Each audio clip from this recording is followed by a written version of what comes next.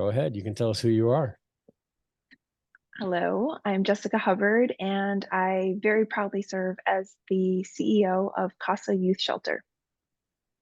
Thank you, Jessica. It's good to see you. We've had some conversations, gotten together a couple times, and now it's finally great to have you on the podcast.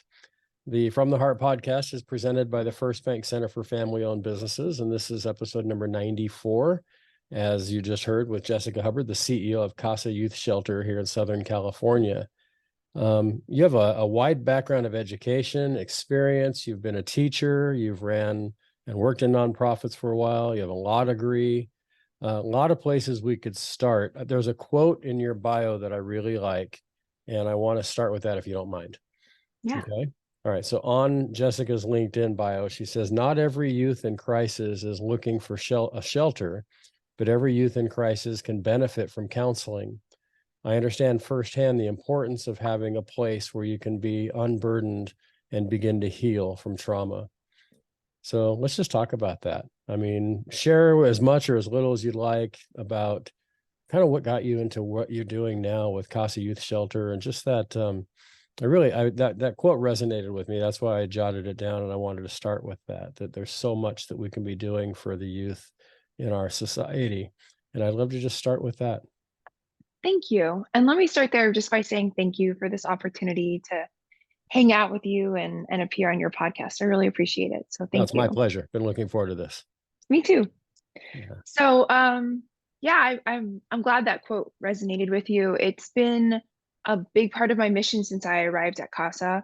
I just passed my 1 year mark to make sure people are properly educated about what we do. We've been around for 45 years, which is a really long and beautiful history and legacy. And we have a really proud history and legacy, all started by our incredible founder, Mildred E. Jones. And this was a passion project of hers that really was created to fill a need and fill a void in the community. And I'm always inspired by individuals in any sphere, in any industry that has that foresight to see not just what's needed right now, but what's going to be needed down the road. And we're just as relevant now as we were 45 years ago, which is a heartbreaking thing. It's a sad thing. I wish we weren't needed anymore, but Right. the reality is there's probably always going to be trauma and crisis affecting youth, so they need a place to go. But that's where that re-education comes in, because we've been known, I think, really well for 45 years as a house. It's in our name. We're Casa. It's not an acronym for us. It's Right. Casa House, and we're a shelter too. And that's where I think a lot of people thought the work began and ended, and that's a misconception. It's in my opinion, it's the middle point.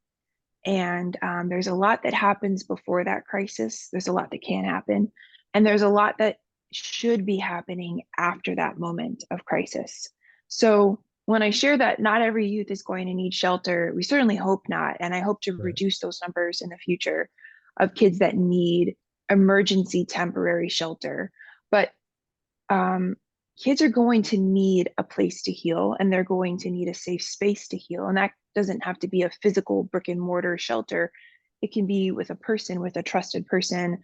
And that's where the real power of Casa is, Yeah. in my opinion, where we're able to step in with these resources and service providers in clinical therapeutic services, expressive arts, all kinds of modalities that offer opportunities for healing, and prevention work, so that we can hopefully prevent not always the crisis, but the effects of crisis, and to mitigate those effects Yeah. of So you might not be crisis. able to prevent it from happening, but you can certainly prevent all of the ripple effect of what happens from that Yep. crisis or that trauma.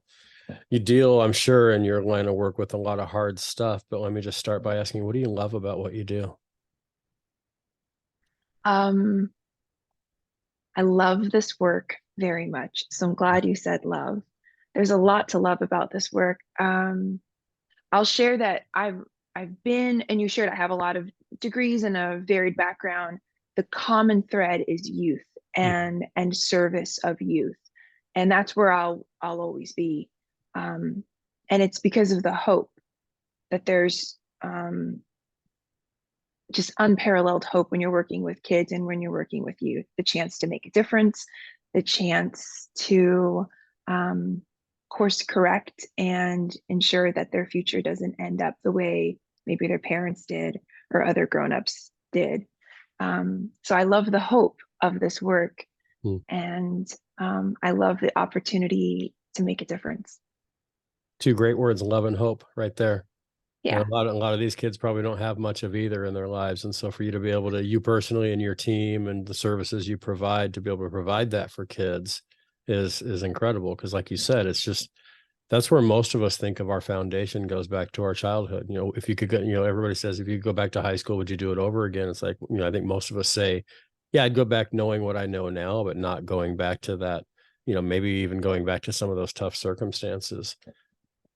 Did your youth, does that drive your passion at all? I don't know a whole lot about your upbringing, a little bit. You know, we've shared a meal or two together and we've talked and had a couple of discussions about it, but talk a little bit about how your upbringing and your life as a younger person. You're still young compared to the old guy here, but how has that driven the work that you do to make you want to do it so well? It it's what it's the reason why I'm here for sure. It's why I'll work with youth. Um, you don't get to pick your parents, right? You don't get to choose the house that you grow up in, and um, you don't know what you're going to end up with. I firmly believe that every single human being is doing the very best that they can with what they have. And by what they have, I don't just mean like financial Physically, resources. I yeah. mean, yeah, I mean like the emotional tools in your Yeah. toolbox. Um, I have well-meaning parents like everyone, right? Like they wanted to do the best that they could. Yeah.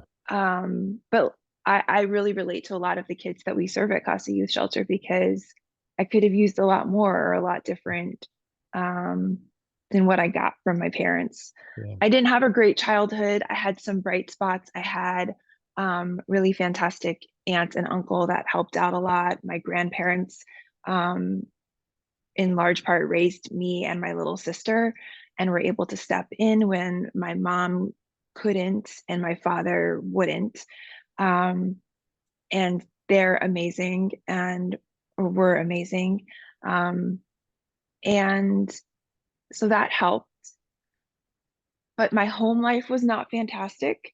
I grew up in poverty. I grew up with abuse. Um, and I am a survivor of child sex abuse and sex trafficking, which kaboom, right? I share it not easily, but I share it openly and transparently because there's all this stigma around abuse, first of all. It's Yeah. an ugly word, it's an ugly topic. And there's a lot of, we think abuse looks one way, or we think sex trafficking or human trafficking looks one way. And most people don't think it looks this way. Yeah. Um, so I'm proud to share that. Um, to re-educate folks, but really for the kids that we serve, because Ed, we are seeing such high numbers of kids that have either already experienced sex trafficking or at very, very high risk of experiencing sex trafficking. And they come to us, first of all, they usually don't even know that that's what it's called. I didn't know that's what it was called Right. until I was They an don't have a adult and label received for it. They therapy. just know You it's, don't you yeah. don't know. It's just horrible and awful. And so I think that there's a lot of sharing that needs to be done from survivors. Not that I'm putting that onus on anyone. I do Right. feel it's like my duty and responsibility, and it's Yeah. something I'm I'm proud to be able to do. I would imagine that because you've been there, you can see it in others maybe a little bit more clearly than maybe I could or others. Has your experience going through that firsthand, you mentioned in your quote, that what is it? I understand firsthand the importance of having a place where you can be unburdened and begin to heal from trauma. So firsthand, obviously, because of your own firsthand experiences? Do you think you see it in others more clearly? Um, Probably I'll by no means share that I'm an expert. And Right. it's also the power of Casa Youth Shelter is that we're not operating off of a hunch or a whim. We have a licensed clinical team on our staff, and that's something I'm really, really proud of. And honestly, like not everyone has that. Not everyone will have licensed clinical therapeutic um, service providers, which we do. So I will leave that to them. Do I see it in others? For sure. And if anything, it's just sort of that mirror or that reminder, um, body language, an expression, the way that someone will talk about that teacher or that coach. That's just like Mm-hmm. Yeah. I remember Things that. little off. So Yeah. Yeah, I'm yeah. sure there's no, there's no checklist of if this is happening and this is happening, this is happening, then this. But what advice or insight could you give to me or to those listening or watching? Just to maybe, I interviewed Denise Brown. I think I told you this. Denise is the sister of Nicole Brown Simpson, who was murdered Hmm. back in the 90s, most believed by OJ. Um, but when Denise was on, she talked a lot about the evidence isn't the right word but just, what are some things that we can look out for if we suspect that someone in our life is going through domestic abuse or sexual abuse or what have you? Are there things that you would say more often than not? And we don't want to start creating this panic that everybody watching is going to now say, okay, oh my gosh, my niece is going through this or my grandson's going through that. But are there things that you could suggest that we might keep an eye out for, that at least, not to make us all suddenly be suspicious people, but I don't know what the signs are. If I saw it, I'm not sure if I'd recognize it. Yes, there are, and what's funny is that the signs kind of just look like adolescence. So Yeah. rather than sharing that, here's what I'm going to share instead. I'm going to Yeah. share the individuals that are more susceptible, the ones that are like I was such an easy target and an easy victim. I hate to say that. I don't want to speak that way about myself or other people, but I was. And I'll share what that looks like. And I'll share how we can shift that too and what we can do to fix that. Because just because you have these things off this checklist that I did, it doesn't mean that that has to be your fate, right? So, um, I was like this outlier kid. I was a really good student. I was a straight A student. I tried really hard, which is not always the case. Like, you could be someone that doesn't perform well in school, but this was just me, right? Like I did really well in school, cared a ton. I didn't have all the resources though that other kids did. So poverty is a big part of it, or not having money or funds. So that that's a big one because it's like where are they vulnerable? So you're looking kind of like for vulnerabilities. I had a lot of vulnerabilities, and like this perfect storm of vulnerabilities makes you more susceptible to becoming a victim of abuse or sex trafficking. Doesn't mean it's going to happen. It did for me, and there's things we can do. So, poverty is one. I didn't have a male role model or a strong male role model. I Yeah. lived with my grandparents for a while. My grandfather, the coolest, greatest male role model ever. He was a firefighter for the city of Hialeah for 33 years. Unfortunately, he passed away from cancer when I was only 9 years old. Mm. So, absent father figure or like male role model. Yeah. And really kind of just like absent parents. Like my mom was there, but maybe wasn't vigilant in the right ways and was still struggling with her own issues. Um, so poverty, lack of male role model. And I didn't fit in. This is another piece. I didn't fit in anywhere. I'm Latina, but I'm white presenting. I have like really fair skin, blue eyes. Yeah. My Spanish accent's terrible, and so I'm Cuban. I grew up in Miami, but I was never quite Cuban enough. I don't look Cuban. I don't sound Cuban, like the way people would think a Right. Cuban girl should look. Um, and then also my family is Jewish, but I was never quite Jewish enough. We weren't like very observant. And there was just other pieces where I just didn't fit in. to Right. any space or any culture. That's a big one because when Mhm. you have your community and you have your people, it's harder to access and isolate a child. And that's what Right. you're looking for. Like how easily can this person be accessed and isolated? Um, so those are kind of like the main reasons why I was just your perfect Yeah. victim. Yeah. You kind of have Um, a little of each, the ethnicity in the background, but not fully entrenched in either. yeah, Yeah. I I get that. didn't fit really strongly. No one was gonna like claim me as theirs. I didn't have my group. I didn't have a lot of friends either in middle school, which is when it started, when the abuse started. Um, I was awkward. I was tall and lanky and really nerdy and geeky looking and all this like science fair winner and all of the things. And so I didn't fit in. I didn't really have a ton of friends.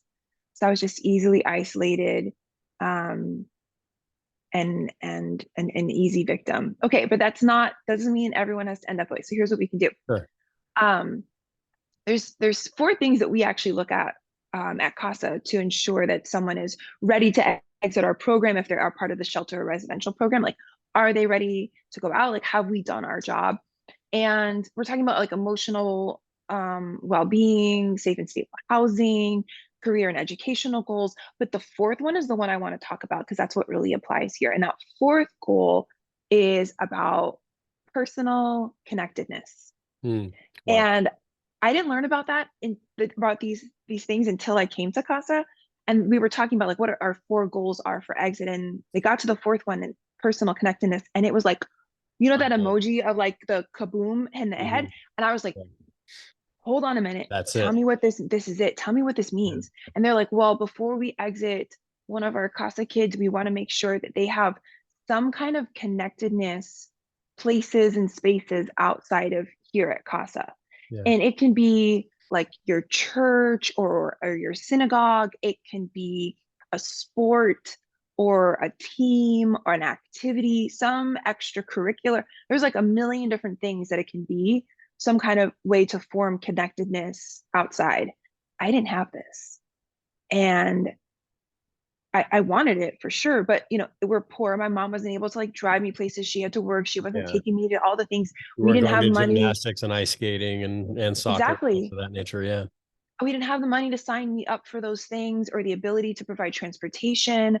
Um, I wanted to do the stuff I couldn't. And so when you're lacking in the parent role models, when you're lacking in the funds, again, this is why it makes you more susceptible. So it is one of the things that CASA works on with our kids. And in the prevention side of things, we have a whole basic needs and resources program called It's on the CASA.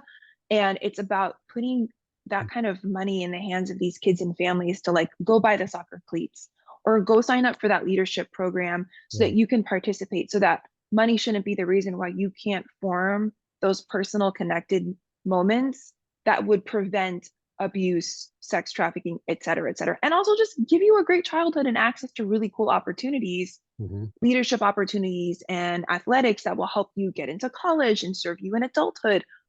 It's all connected, and it's this one beautiful puzzle or tapestry of how we can make this whole full adult.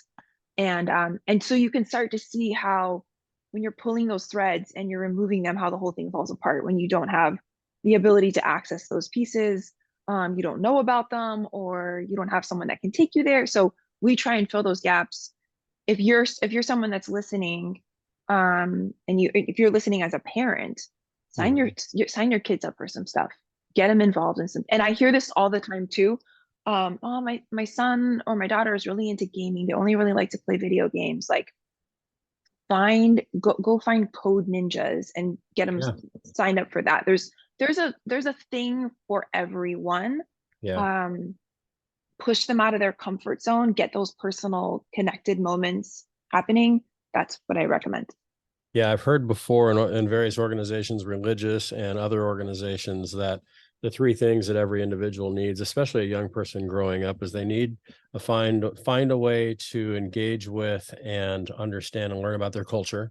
And that could be the culture of their religion. It could be the culture of their ethnicity background, the neighborhood they live in, the age group they're in, the video gaming society they're part of, to, go back to your point. The second is they need a responsibility. They need to have something that they're accountable to. And again, people that they're accountable to and for. And then they also need to have a friend.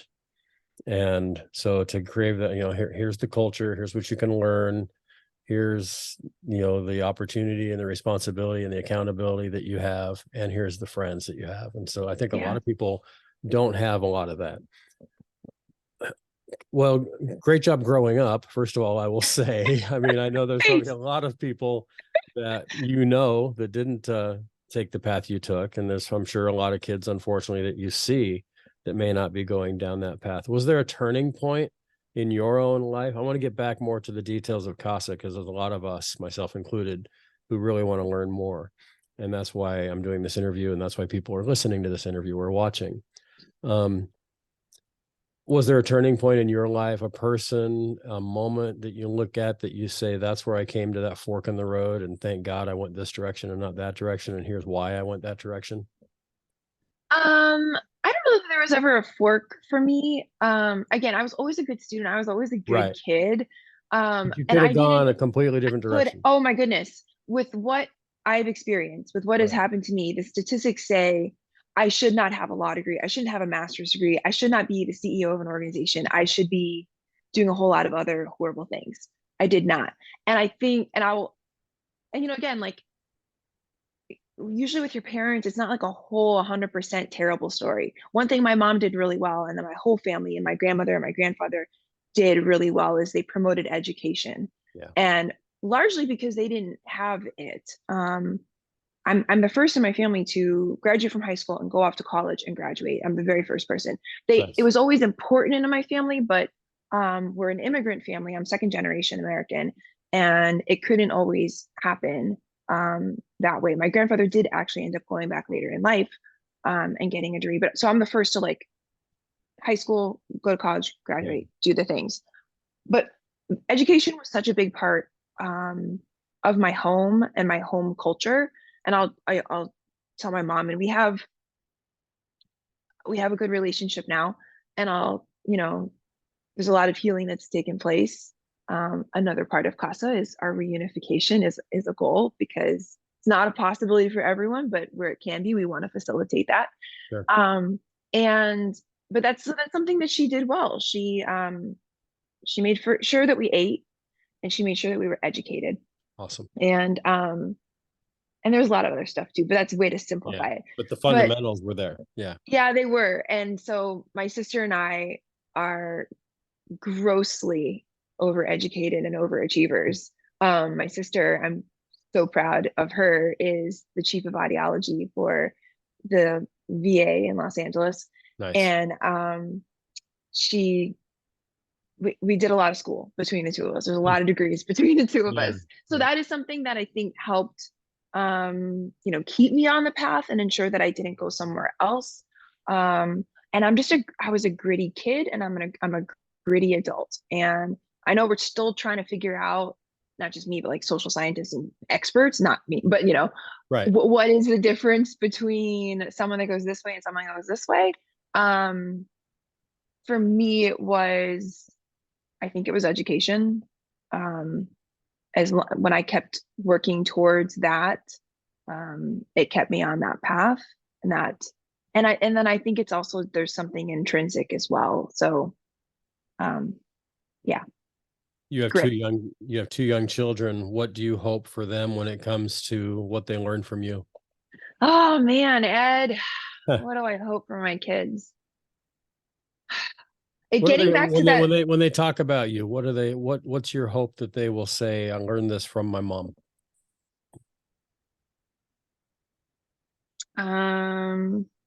That I got up every single day and I gave 100%. And I never stopped trying. It's the grit. I think it's the grit part. Yeah. And, as parents, we always kind of try and balance, like, you want your kids to be gritty and have some struggle, but not too much struggle, right? Like, I don't want them to have my childhood, but you want them to have a little bit between I want them to struggle and I want to give them things, right? Yeah. And I battle that every single day. Like I want to give them everything I never had. And then also, but wait, they can't be entitled and they can't be, they can't be so take their privilege for granted that they don't try and give back. So Yeah. um I guess the grit, I want them to know their mom tries really hard every single day. Yeah. That's good. That's important. And I'm sure they see that not only because you have a law degree and master's degree and a bachelor's degree and you're the CEO of an organization, but just because they don't, especially at this age, they don't know that stuff. They just see what they see at home. And I so, think so. I always wonder how much you learn from your parents and how much you learn from like outside role models too. I don't know. I feel like I felt like this conversation at some point was going to turn to baseball because you and I are both baseball fans. right. Um, do you know who my two favorite players are? Have I I told don't. you? I don't. Um, Cal Ripken Jr. and Lou Gehrig. And And what they have in common is they both went to work every day. that's right. You Yeah. got it. That's Yeah. it. Yeah. And For so you those that show don't up, know, Lou Gehrig is called the Iron Man because he had like over the Iron Horse. 2,181 straight games, never took a day That's off. And right. Ripken broke that record. So Only one to break that record with 300 and something something. yeah, But yeah, and even when the man was suffering from an illness that would unfortunately claim his life, he showed up and did the job. And Cal Ripken too. And it's not always about being the best one on the field. But I think trying your hardest and showing up is like 80% of the battle. So I didn't give up. I showed up. I showed up. I went to class and I went and I kept going and going and going. So yeah, that's what I hope to give to my kids and every kid that I encounter at CASA and beyond. I love that. I love that you named your dog. It's sad we were originally scheduled, Jessica and I, to do this interview a few weeks ago, and the day of. Um, Tell us about Lulu. First of all, named after Lou Gehrig, which I love. Named after Lou Gehrig, yes, because he was the Iron Horse and she was the Iron Dog. I found this dog. She was a rescue. She followed some of my students to school when I was teaching back in Florida. So she's a Florida street dog. The dog was on death's door. They said that if she had spent like another day on the street, she probably wouldn't have made it. Severely dehydrated and malnourished, really bad case of mange.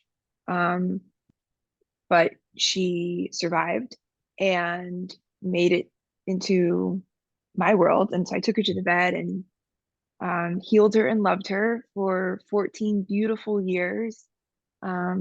She came with me to my move from Florida to California, earned her own law degree as my little Nice. assistant through law school. I was there for the birth of both my kids when I brought them home from the hospital and Yeah. unfortunately passed away a few weeks ago. Yeah, I'm sorry. I didn't mean to bring up a sore spot. I know that's still hard. I know you have a new dog now, Rosie, and it's great. I Your pictures do. is beautiful. So, Yes, so we just shelter and adopted rescue Rosie. is like in your DNA. It is. I'm in the business of rescue Yeah. and home. And I don't know if you saw the whole story with my new dog, um, Rosie. Mm-hmm. That we brought her home from the shelter. She's here for 5 minutes. It's craziness, chaos. My son starts throwing a hissy fit as 3-year-olds often do, and she takes off and slips through the gate, which I didn't realize she could do. Gone. I chase her for 3/4 of a mile, and I lose her in a thicket. And I was like, oh my God, this dog was like our hope, and we were Yeah. just lost our other dog. It was devastating. Mm. I didn't even know, I couldn't call her name. We had just named her in the car 10 minutes ago. Yeah. She doesn't know her name. She doesn't know our house, nothing. The incredible community of Ladera Ranch pulls together and everyone's searching and looking and finding these 3 amazing women volunteer to help trap her, search for her, track Wow. her. And then on Monday, so that was on Friday or Saturday when we brought her home. Monday, I wake up in the morning, it's 4 o'clock in the morning, which I am not a 4 o'clock in the morning wake up person. Right. And I'm like, something wakes me up. And I check my camera that I have on my front gate and I see her there. I don't know how she found her way back home. Wow. And so we set up a trap outside. and she's home and safe somewhere on the floor somewhere. Oh, Hmm. she's right here in her bed, snuggled up. But Nice. she came home. I And love it. what I've been sharing with people is like that she didn't know how to come home, but she knew she wanted to. And like that's all of us. Like we're always Yeah. trying to find our way home. Back to baseball, sir. I don't Hmm. know if you've seen the Ken Burns Oh yeah. piece, like the final line. Like that's all we're Yep. trying to do is find our way home, get our way home, home plate. Yep. And she did. And it's really beautiful because I am in the business of rescue and I am in the business of home, of shelter, of casa. So I am so glad that she was able to make her way back home and we can give her the home and the love that she deserves. I love it. I love that. I already love that dog and I don't even know her. So love that she found her way home. That's pretty cool. I always look for as I go back and listen to the episodes after, like right after you and I are done recording, the first thing I'll do for the next couple hours today is go back and re-listen and edit and come up with a name. I use AI a little bit now to help with that because it's a lot faster than me. But finding your way home certainly seems to be the leader in the clubhouse right now. So Yeah. what advice do you give to that 14-year-old girl or boy? Um, let's say it's someone through CASA or just someone and just generically, or if there's someone specific you're thinking of who just feels lost. They don't know where home is. They don't have that safety net. Those people waiting by the gate with the camera on for them to come home, or the family that loves them. What do you tell them? How do you give them hope? I'm going to look into my camera and say this. And I say this to every kid. And if I have, this is the message that I believe I was put on this earth to share. And that is, you are not the worst thing that has ever happened to you. And I say that to every child and every adult. Every adult needs to hear that too. That you are not the worst thing that's ever happened to you. Your identity is not your trauma. Mm. I am not the worst thing that ever, I am not just survivor of Yeah. XYZ. I am a mom. I am a sister. I am Friend. a friend. I am a caregiver. I am so many things. I am a whole stinking human. And the least of which being what happened to me from somebody else. And I think that happens especially in your adolescence and CASA serves 12 to 17-year-olds. So we focus on those really critical, Yeah. unsympathetic years of teenagehood where when something awful does happen to you, somehow it attaches to your identity, and we let that happen to us because we don't know any better. And I want kids and I want grown-ups to know that because there's grown-ups out there still carrying around their trauma that they've linked to themselves and their identity. You're not the worst thing that ever happened to you. Yeah.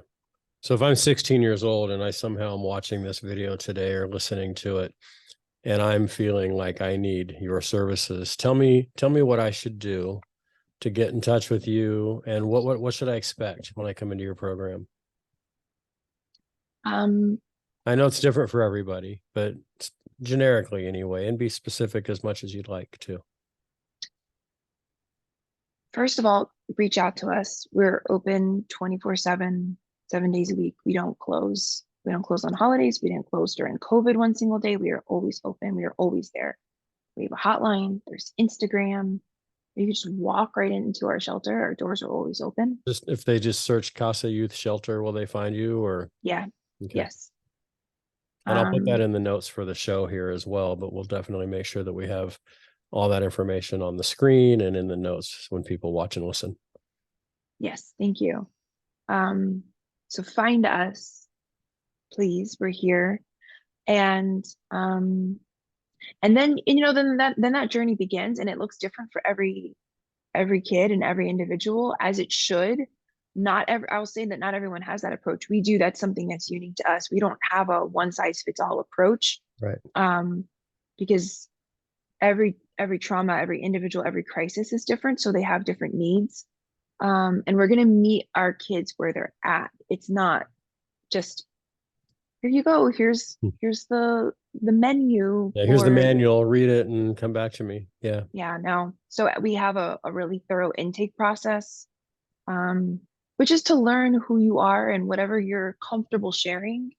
Um, the experience is volunteer, it's at will. It's it's when you're ready and you're in that point ready for healing and to take that next step. Um, I have the cutest story that I can share. Cool. We have teenagers, right? So like all the things that go along with teenagers and hormones and all the stuff. And we recovered this note that was like left on the ground. And it's a co-ed facility, so this happens sometimes where we want them together to bond because group therapy is part of our program and service. So they are encountering one another, but they're not there to have and form intimate relationships, of course. So that's something that our trained youth supervisors and our clinical staff keeps an eye on and monitors to ensure. But you can't stop a Sometimes crush from happening. can't stop a crush from happening.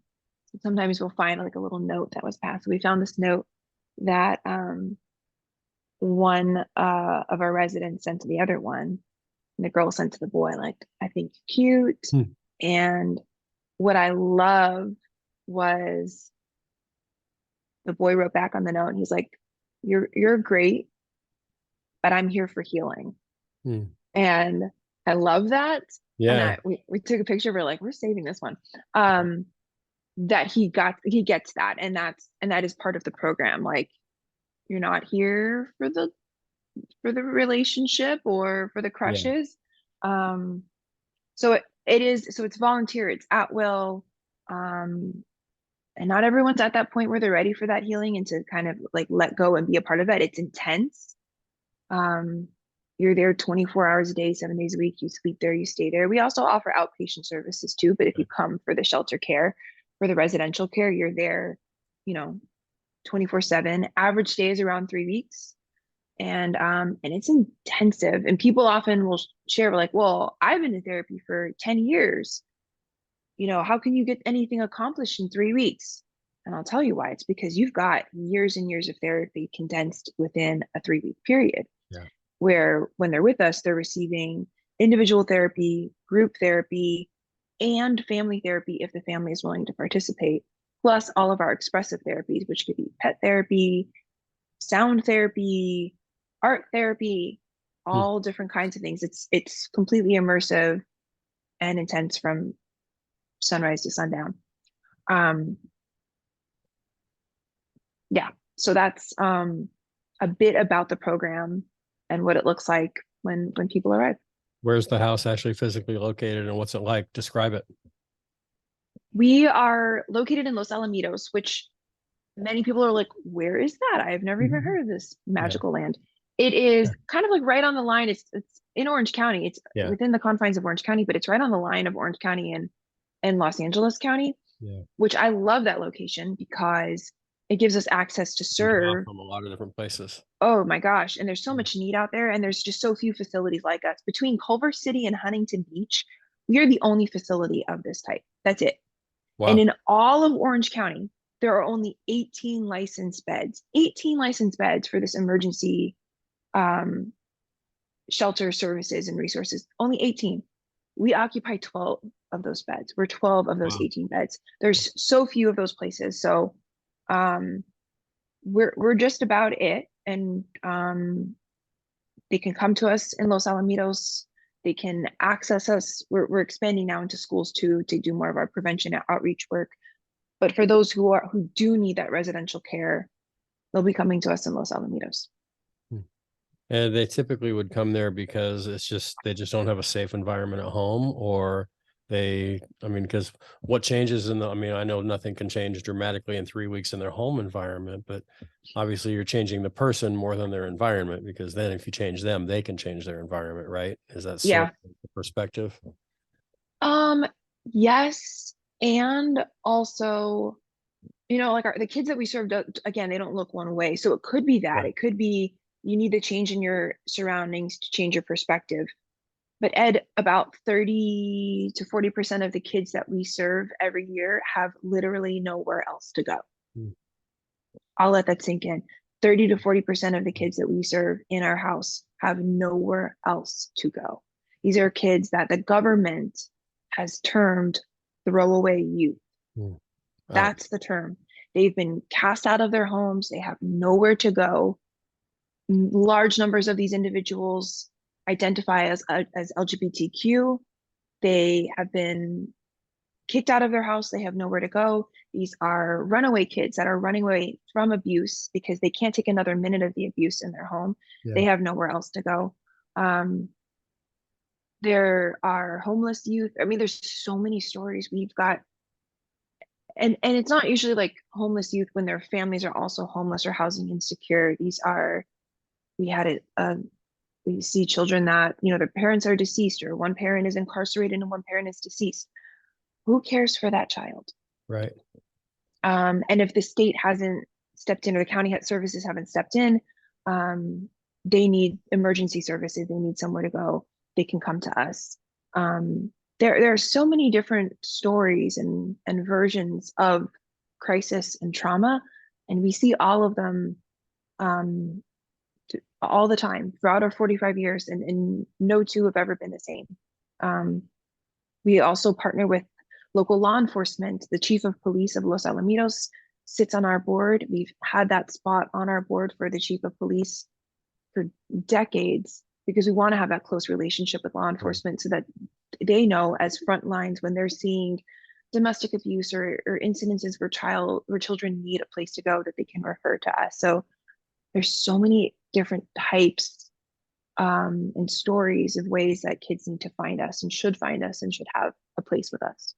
What needs do you have? How could our listeners or our viewers help? That's a beautiful question. Thank you for asking that. Of course. I think one, education is a great way to start. So if you're listening, if you've stuck with me, thank you.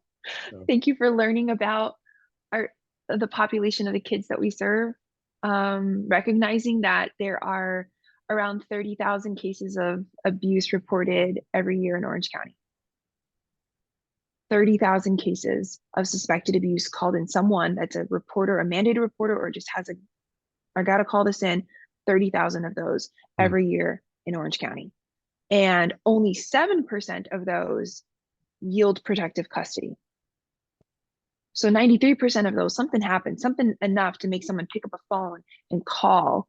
So those are our kids. And there's a lot of education around foster care system, as there should be. And there's a ton of resources there, as there should be. It's those ones that don't make it into foster care. That's where we're there for them too. And those kids that have made it through the foster care system. So we serve the whole population. What's also interesting to know, if you're a data and statistics person, of that 7% that yield protective custody, only 6% of those are the adolescent age that we serve, is that age that we serve. Why is that? Because of that 7%, the vast majority, the 94% of those are infant, toddler, early elementary. It's those younger kids. And that makes sense, right? Like, we want to prioritize those cases with the foster care system, with government intervention, because they don't have a voice for themselves. They don't have the ability to care for themselves, but neither do teenagers. Yeah. And it's not like the abuse is getting any better. If anything, it is escalating and it's getting worse. So those are our kids. That's who we serve. That's why we exist. So education is the first and best place to start, recognizing that it's not somewhere, some distant place, that it looks like this, that it looks always, that it looks every neighborhood, and that kids are suffering right now, and that adolescents are suffering. If you have a teenager in your home, there's either them or one of their close friends are suffering right now. The numbers are incredibly high. They're estimating that it's 1 in 2 or 1 in 3 are suffering from anxiety, depression, something. I've got more bad news. Suicide has risen very recently to become the second leading cause of death for youth ages 10 to 14. What? That's insane. These last 4 years haven't helped, because there's so much isolation. No. There's so much just not fitting in, because, if you're not around people every day, how can you learn how to be around people every day? Yep. So there's a lot of doom and gloom that I share this so that people are better educated, because I Right. think, we all kind of want to like ostrich our way through it and like stick our head in the sand and like, oh Right. my gosh, that can't be my kid. That can't be Yeah. my kid's Thank goodness that's friends, not us. Yeah. right? Oh my gosh, it's everywhere. It's Yeah. poverty, it's privilege, and everything in between. So start with education. Number two, volunteer with us, make a meal for our kids. We most of our kids arrive to us with nothing more than the clothes on their back. So we provide them with clothing and shoes and resources and soap. And we don't want travel sizes, we want full sizes because they Mhm. are full humans. Yeah. So we accept donations of supplies, and then of course monetary donations, because to be able to provide them with the care and services that we do, which is that highest level of licensed clinical care, that's where the majority of our funds go. So Yeah.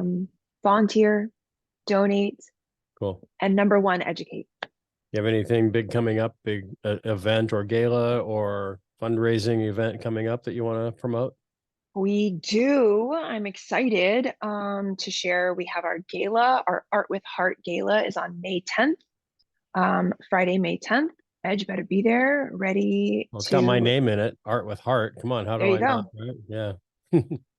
Um, I really like what we're doing this year, and I'm very proud of our approach to gala. Um, Galas are fun, right? And you have a good time and you get dressed up and you have a decent meal in a hotel or whatnot. Um, with us, and I'll share with my leadership, it is paramount that the mission comes first. So that when you come, like, yeah, you're gonna have a good time, but I want you to experience our mission. So we're focusing on the expressive therapies aspect of our work for this gala, and that's what we're putting forth. So Art with Heart, a huge part of the healing that takes place with our kids is the clinical art therapy that will take place. And what you can see that takes place in the transformation of how they are healing through art is going to be put on display. So we'll have a gallery experience, and lots of other cool surprises that Nice. I don't want to give away everything, but All right. it'll Well, if be there's a link, send it to experiential. me and I'll make sure it's in the notes on this as well. And when we put it out on Thank LinkedIn you. and everything, we'll include that. No, I Thank you. as part of my gratitude for any guest that comes on and taking the time to be on the podcast, I will always promote anything you're doing, because that's, you're giving of your time right now. Granted, I know we're promoting, Casa Youth Shelter and so forth, but you're helping us with our mission too, because a lot of my passion is to, I serve on several nonprofit boards, but those that where I can't serve on the board, I can serve in other ways, and even if it's just promoting what you're doing. So Thank you. happy to Thank always you do so that. much. So we talked about the word hope a little bit, and we've talked the doom and gloom term you used, and I've used the term a lot in my life as well. Let's turn the narrative a minute, and if you can think of, without, we want you to protect, confidentiality, obviously. Is there a success story or two or 10 or anything come to mind when I say, tell me a success story of a young adolescent who comes into the program and how they're doing now? There's Oh, probably a lot, definitely. but yeah, I'd love There's to a hear lot. anything. Yeah. Um, and just like crisis looks always, success also looks always too. And it can be um that a child shares with us that they no longer have or experience suicidal ideation.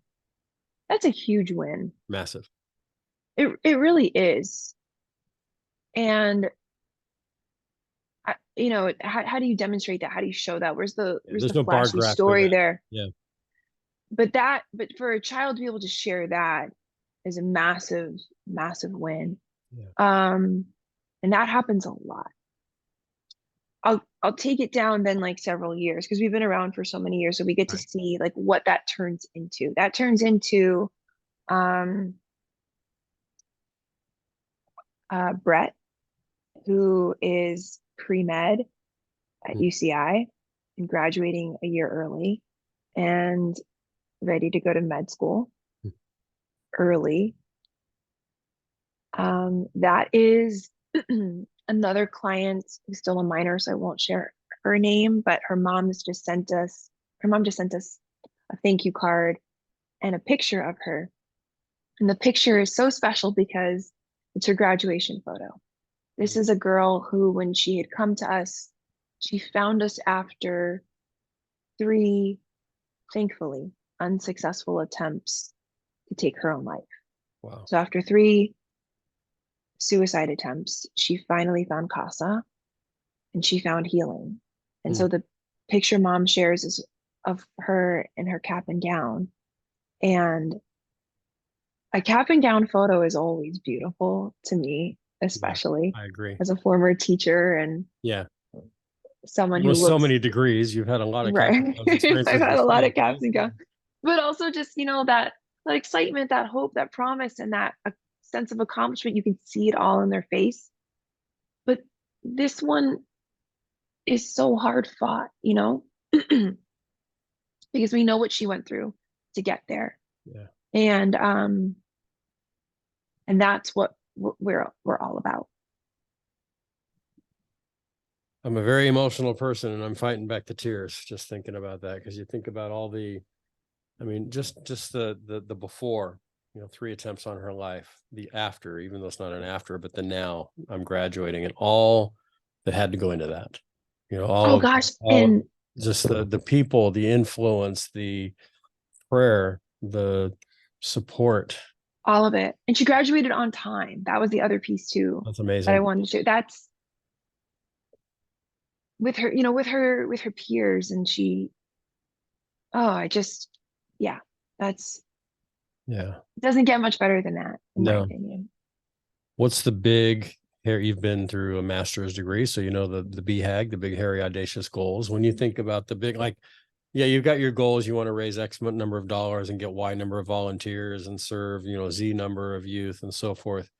And those are great and those are important. And we can't get to the big goals without hitting the little goals first. What's that big goal out there before you hang it up, hang your cleats on the wall? Let's go back to baseball for a minute.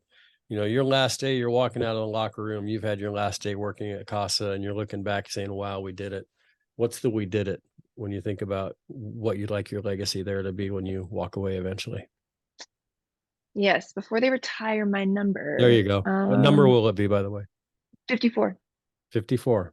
That was my grandfather's firefighter number. Yes. No, I love that. Very cool. Very cool.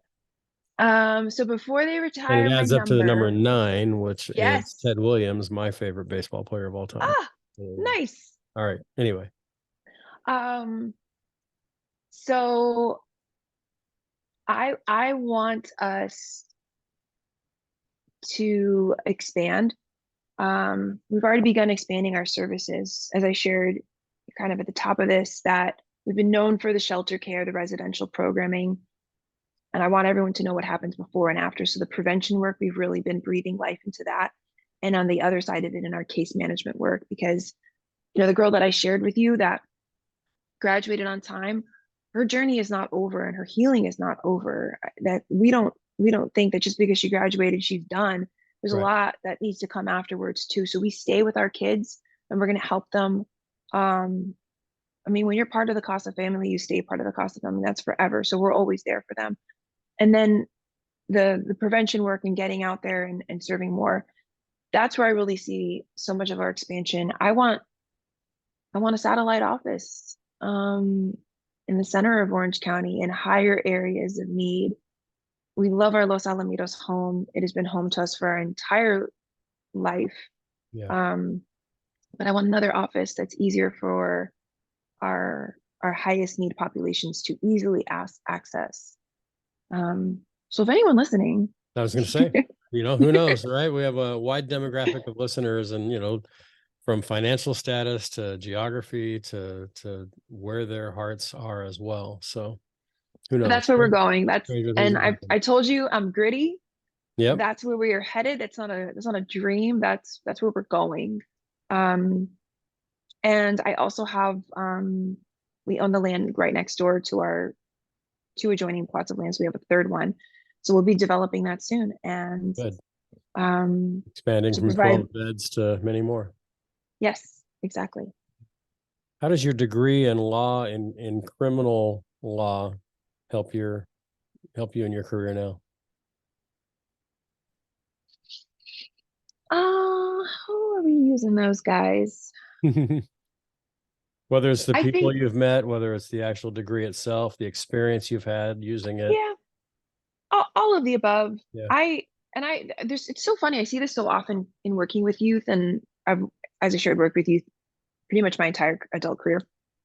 And there's something that's going on with the current generation where they're like really hesitant to claim a degree or a major or something because they're like, what if I don't like it? Or what if I don't want to do that? And Pigeonholes them into one thing they think. yeah, It doesn't, but yeah. they have this like fear of like educational commitment or career commitment. And I did not have that. I don't, you know, technically use either of my higher ed degrees in like the industry or field that it was intended for. I'm not running a school with my educational leadership degree, and I'm not practicing law. I use both of those every day. So Right. in ed leadership, you know, running and managing a facility of education, there's a lot of similarities in what we're doing now to run CASA, to run residential care, shelter care facility. And then the law degree, there's so much that I gained from that process. There's the analytical, like that thinking process that you go through that kind of just changes the way that you approach all of your writing and all of your speaking. I feel like I've benefited from that. The connections and the people that I've met that have become my closest friends and colleagues. Um, and the art of negotiation, I think, helps all day, every day. Yeah. Um, you know what else too? If this is, I don't know how this is going to come out or go over, but for me, I'm not one now that suffers from a lot of imposter syndrome, and I'm grateful for that. It'll show up sometimes, Yeah. but not that much. And I think it's because, and I always tell people when I've given talks about this before, like how do you prevent imposter syndrome? For me, it's two things. It's um, have a network and a circle of people that will feed you the positive affirmations that you maybe sometimes can't tell yourself. And then two, over prepare. And so I feel like I'm kind of like over prepared for life because I've done a lot of trainings and certificates and degrees. And so even if I'm not using them every day, I feel like it gives me a lot of confidence. Yeah. And that has helped me immensely in combating imposter syndrome. Not that you need to spend a ton of money on a degree to combat imposter syndrome. But It's yeah, worked for me. I'm sure there It are helps. doctors out there who have imposter syndrome, who have, you Yes. know, years and years of education and residencies and so forth. And yeah, it's funny. Yeah. It's a topic that comes up a lot, and it comes up a lot for good reason. And I think it's, in some ways, I look at it as a good term because, like, when I use it, it's like, man, I'm so much more blessed than I deserve, or I've got so much more good going on in my life than I deserve, or I've got this great job. Sometimes I don't feel like I deserve it. Well, you know, instead of feeling like an imposter, be grateful. I have this 5-minute journal on my desk every day. I write this 5 minutes of things I'm grateful for, 3 things that give me a grateful heart, you know, and then what's going to make today a great day. And at the end of the night, I write, you know, what could have gone better, what went well. And, you know, doing that has helped me sort of fight that imposter syndrome, because it's like, you know what, just look at it from gratitude rather than I don't Yes. deserve this. Yeah. Gratitude is it's been proven, right, to be one of like the greatest antidotes to depression and Yeah. so Sickness, many. depression, everything. Oh my Absolutely. gosh. One of the practices that we have at CASA, we have if Ed, you haven't been out for a tour I yet, haven't right? yet. I know. I Yeah, know. You were you gotta talking, come. it's like, oh, here it comes. She's going to realize I haven't been there There yet. we go. What's Coming up going on, soon. Ed? I All know. right, Ed, we're fixing that very soon. We are. And for anyone else listening to this, we do have our house open for tours, so you can come and you can experience it. Because I do want people to see it. What you'll notice right away, even though we're a clinical facility, it doesn't ever feel like one. It feels like a house and a home. You walk in, you're Yeah. like, it feels like a home. And I'm like, Awesome. yeah, of course it does. It should. But the What thing Casa that means. it does. You That's told in exactly Spanish. what it There you means. go. Yes. But the thing that I was going to share in that gratitude exercise, something that we have our kids do, we have these kindness cards where they give a little kindness, and we hope it's to themselves. And it could be to their past selves, their current selves. It could be to their parents or their foster parents or to the staff at CASA. But that exercise in kindness and gratitude, it is medicine. It's medicinal in that practice. So it's something we have our kids do every week. I love that. I taught a sports leadership class for a number of years at UC Riverside. And one of the things that I asked my students to do early on each quarter, and I'm not going to ask you to do this, but I'm going to ask you to do the same exercise. I asked them to write a paper. It was their term paper. So they had 12 weeks to do this. You have, 15 seconds to come up with it. If you were to write a term paper about a leader that you admire, someone you know, someone you don't know, living or dead, famous or not, when you think about a leader that you admire, the who is less important, but the why.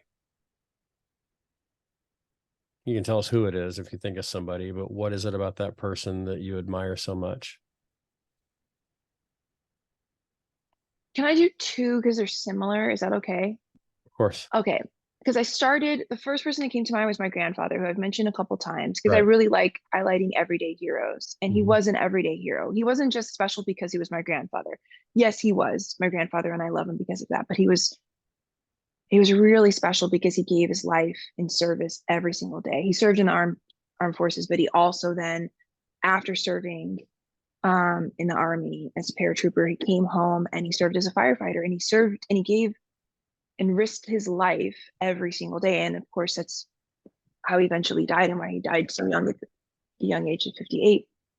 Um, as a firefighter, but then in between, because a firefighter schedule is really unique and where you've got like a couple of days on and then several days off. So with that extra time, in addition to like raising the grandchildren that he was not obligated to raise, he also served as a big brother.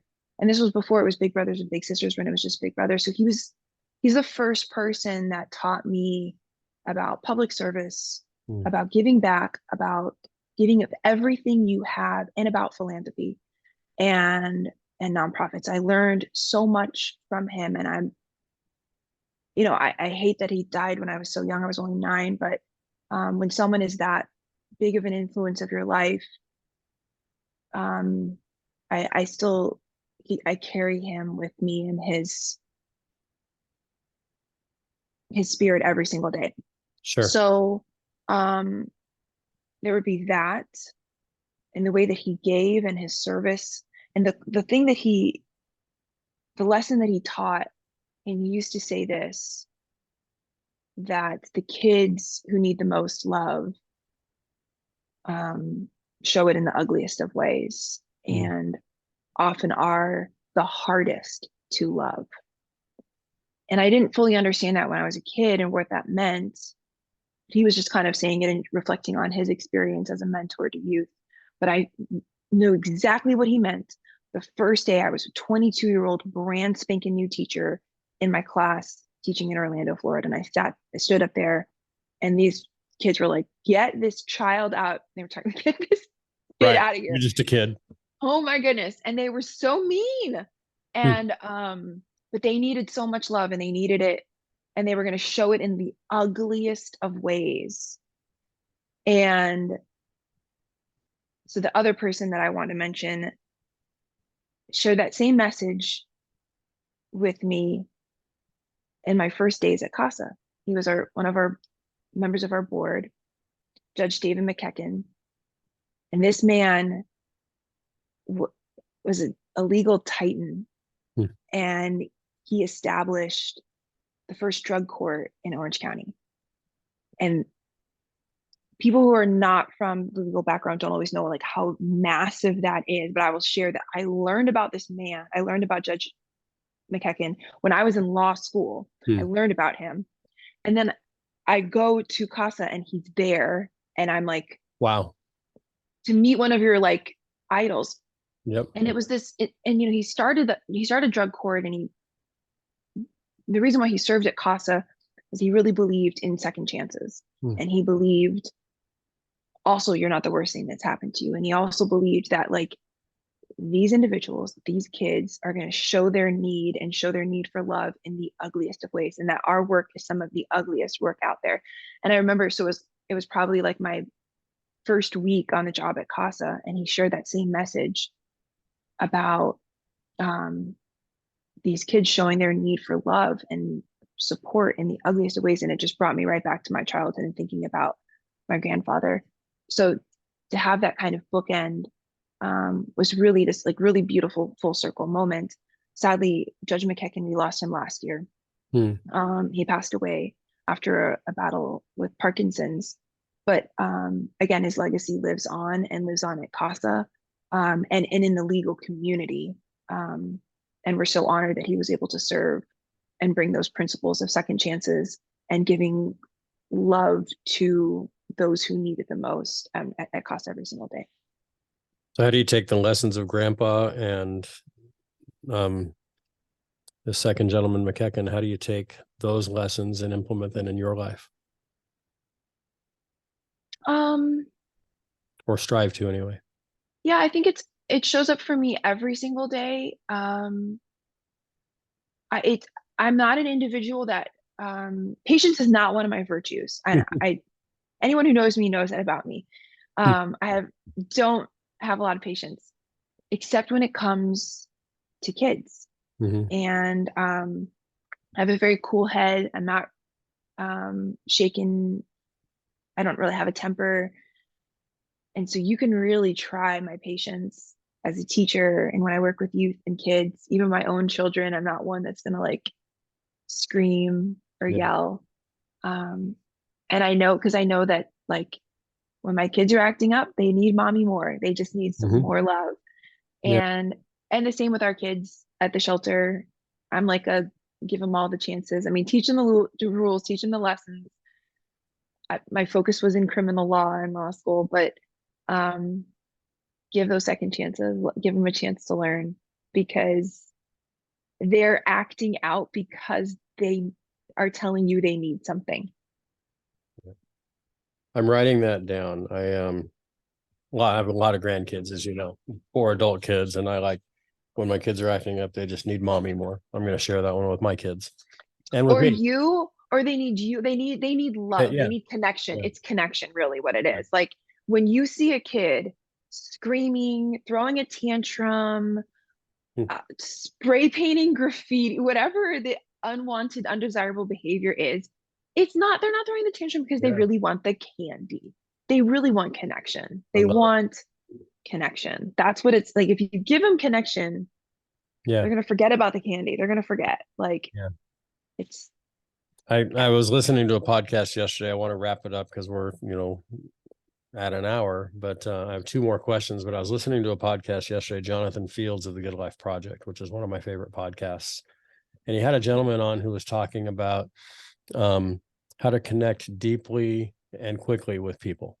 And I thought that was really cool. And one of the things that he talked about is when people are talking, we should be listening for, and I'm hearing this as we're talking to kids, especially, and our spouses and our significant others and anybody in our world, but especially with kids, are they wanting to be heard? Are they wanting to be hugged? Or are they wanting to be helped?